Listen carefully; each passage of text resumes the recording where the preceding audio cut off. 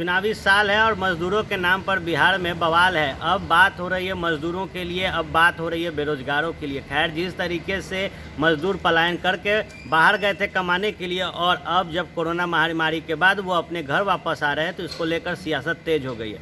हर कोई बता रहा है कि गरीब परेशान है, हर कोई कह रहा है कि युवा बेरोजगार है। और जिस तरीके से बीते 2 महीनों में मंदी का दौर बना भारत में, उसके बाद अर्थव्यवस्था ठप पड़ गई है। खैर, बड़ा सवाल ये है कि अब रोजगार कहाँ से आएगा और बिहार जैसे राज्य में जहाँ पहले से उद्योग की कमी थी, वहाँ कैसे युवाओं को रोजगार मिलेगा। इस चुनावी साल में अब जहाँ मुद्दा बताया जा रहा था कि डेवलपमेंट को लेकर होगा, वहीं डिजिटल पर सवाल खड़े होने लगे हैं। लेकिन अभी भी बड़ा मुद्दा ये है कि आखिर बिहार में किस तरीके से युवाओं को रोजगार दिया जाएगा।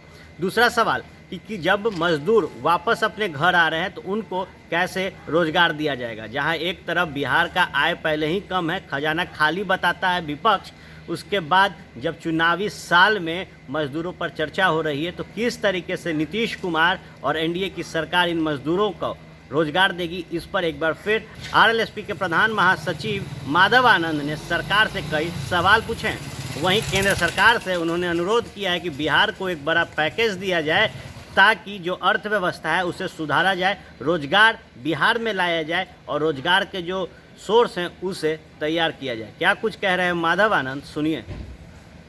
बिहार में निवेश कैसे लाया जाए, रोजगार सृजन पे कैसे काम हो, कल कारखाने कैसे लगेंगे, उद्योग व्यवस्था को कैसे स्थापित किया जाए, इन तमाम बिंदुओं को ध्यान में रखते हुए मैं एक रोड मैप तैयार कर रहा हूं।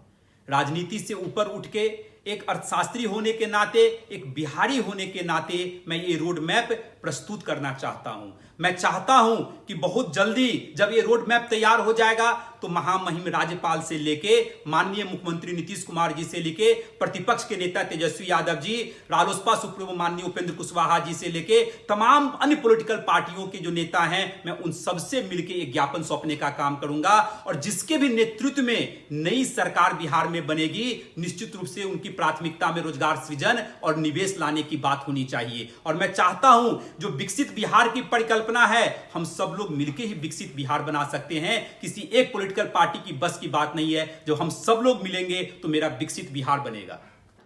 साथ ही साथ मैंने बिहार सरकार से भी आग्रह किया कि जिन श्रमिक भाइयों की घर वापसी हो चुकी है उनको भी अविलंब रोजगार देने की जो जरूरत पड़ेगी, क्योंकि जिस मानसिक पीड़ा से वो 2 महीने में गुजरे हैं, निश्चित रूप से अब वो अपने ही प्रदेश में रहने की जैसे उनकी इच्छा है, वो नहीं जाना चाहेंगे। और जाना भी चाहेंगे तो मेंटली प्रिपेयर होने में 1-2 साल लग सकता है। इसलिए मैंने बिहार सरकार से आग्रह किया कि 100 करोड़ तक के सरकारी योजनाओं को, खासकर जो इंफ्रास्ट्रक्चर वर्क है, उसको आप टेंडर मुक्त करने का काम कीजिए। आप नॉमिनेशन बेसिस पे पूरी ट्रांसपेरेंसी के साथ भारत के प्रतिष्ठित कंपनियों को आप देने का काम करें, हर डिस्ट्रिक्ट में काम देने का काम करें, जिससे जो श्रमिक जिस जिला से बिलोंग करते हैं उनको वहां रोजगार की प्राप्ति हो सके। ये दोनों मांगे मैंने केंद्र सरकार और बिहार सरकार के सामने रखने का काम किया है। साथ ही साथ मैं ये भी कहना चाहता हूं, जितने श्रमिकों की वापसी हुई है उसकी संख्या लगभग 20 से 25 लाख है और लगभग 5 से 10 लाख लोगों की घर वापसी अभी होनी बाकी है। उच्च शिक्षा प्राप्त बिहारवासी जिन जिन कंपनियों में काम कर रहे थे, आज उनकी भी स्थिति अच्छी नहीं है। वो सारी कंपनियां या तो उनकी सैलरी कम कर देने का काम किया या उनको निकालने की भी धमकी देने का काम कर रही है। उन लोगों की भी घर वापसी की प्रबल संभावना है। बिहार सरकार को उन लोगों को भी सोचने की जरूरत है।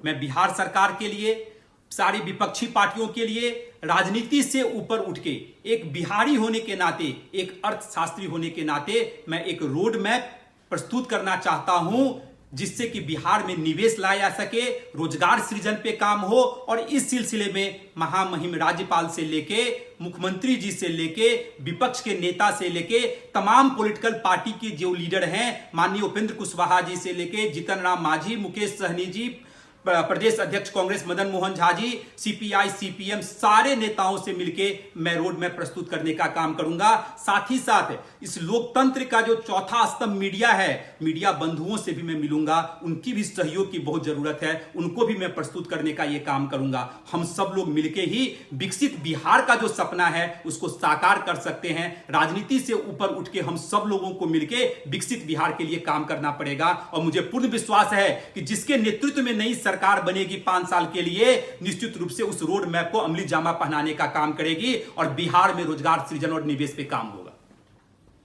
बिहार में 1990 से लेके 2020 लगभग 30 साल में जितनी भी सरकारें रही हैं, उनकी प्राथमिकता में रोजगार सृजन, निवेश बिहार में कैसे लाया जाए, कल कारखाने बिहार में कैसे लगे, प्राथमिकता में नहीं रहा। यही कारण है कि विगत 30 वर्षों में लगातार लोगों का पलायन जैसो जारी रहा।